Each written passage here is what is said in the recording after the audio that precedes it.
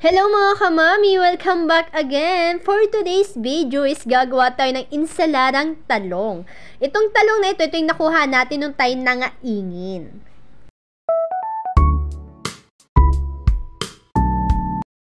Guys, yan. Habang nagpapakulo tayo ng talong, magagayad na tayo ng mga ingredients.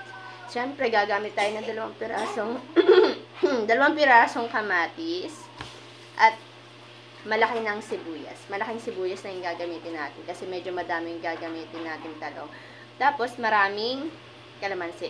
Magre-ready na tayo ng ingredient. Ito, una natin gagayatin is itong kamatis. Ang gayat nitong kamatis ay yung mga maliliit lang. Kaya dalawa na yung gagamitin ko kasi medyo madami na din yan.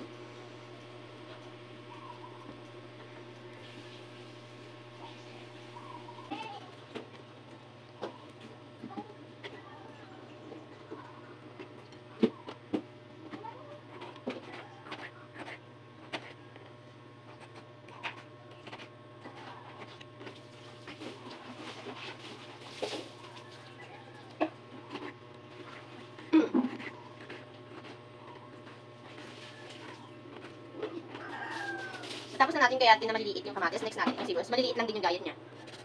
Pino.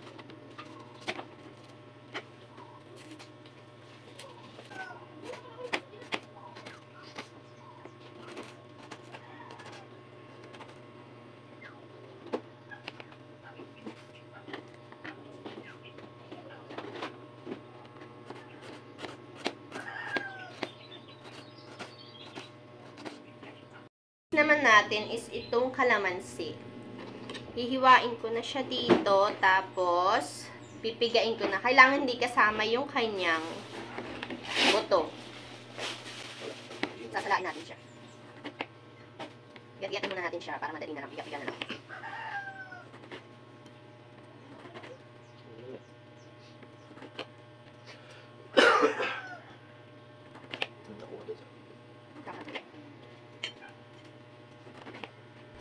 Yan, nahiwa na natin yung kalamansi. Next natin is ating pipigain na. Huwag natin sasama yung buto, ah. Itong insaladang talong, bagay na bagay ito sa mga pritong isda.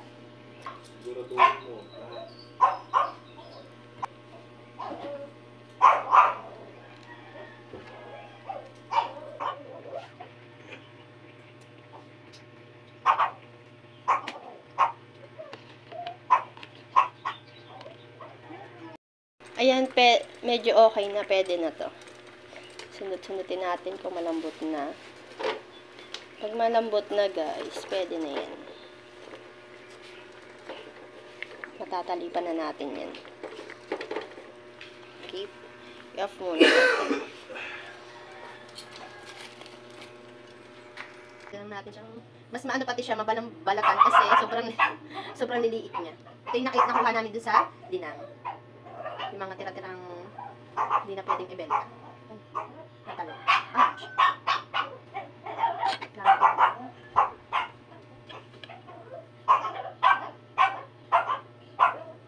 Yan. Yan. Kailangan ganyan. Ay, meron pa.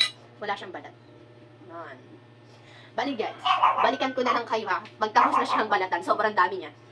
At ayun nga guys, sa wakas, after 24 years, natapos din po tayong magtalit ng talong. Siyempre, gagawin naman natin ganito. Dudurugin natin siya, pag ganyan, kailangan durug siya. Tatanggalin natin. Okay lang po kasama yung talong. Okay lang po. Huwag lang po, piling kasi.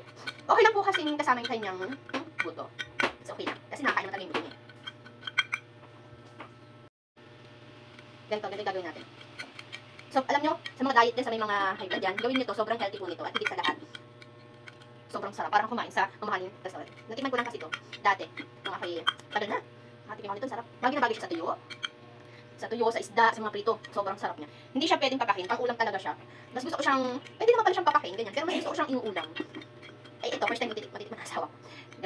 Gagawa ko siya nito kansa niya. Siyempre, kailangan niya ng healthy food. First time niya to. Siya naman kasi vegetarian naman yun talaga. Kaya kakainin niya to. Nasarapan niya siya doon sa ginawa kong insaladang pakit. Sarap daw. Akin na pala siya dati, nagawa na siya dati ng gano'n. medyo konti lang yung talong natin. Kasi ang liliit talaga ng talong, ito yung mga hindi na pwedeng harbisin. Ito yung mga pinuti namin, yung mga hindi na siya pwedeng ibenta sa palengke. Kaya sabi ng tito ko, hala, putihin nyo na baka may maputi pa kayo. Pagdating namin doon, sobrang dami pa, kaso maliliit lang. Pero okay na din. Motor kasing dala namin, kami naka-tricycle lang. Sana, madami namin. Kunin namin lahat din, kaso hindi nakamotor kami hirap, ang dami pa namin dala. Yan. Okay, pakita ko sa inyo guys pagkatapos kong himay, no? Yan guys, ganyan na yung itsura niya. Kailangan durog talaga siya. Yan, tas samahan niyo ako, titimplahan na natin siya. Siyempre, una nating lalagyan natin siya ng konting paminta. Tapos, haluin natin siya.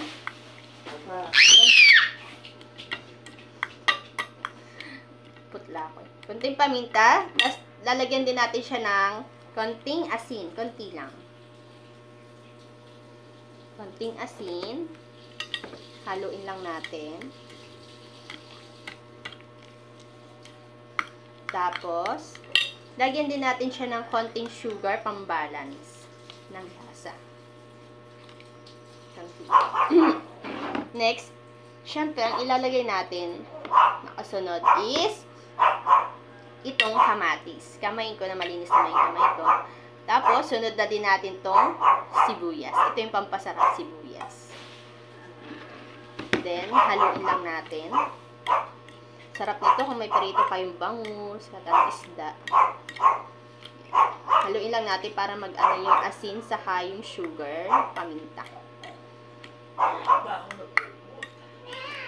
Ang ipapartner ko dito guys is tuyo. Magpiprito ako ng tuyo. Kasi may tuyo ako dito sa bahay. Yan. Pagkatapos, lalagay na natin tong kalamansi.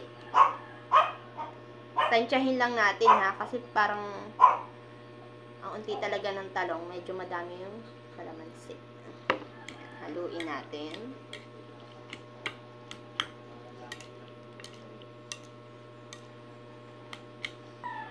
Natin kung tama na yung kalamansi.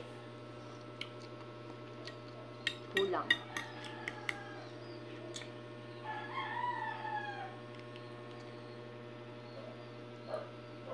Tapos kulang siya sa asin.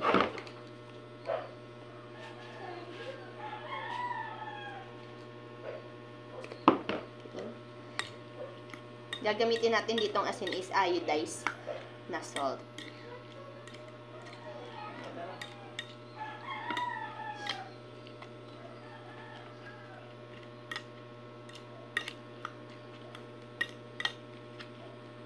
Haluin lang natin siya.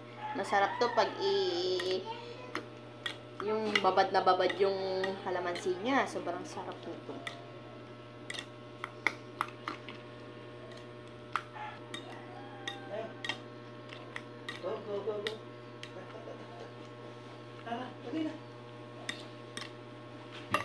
Ensaladang talong.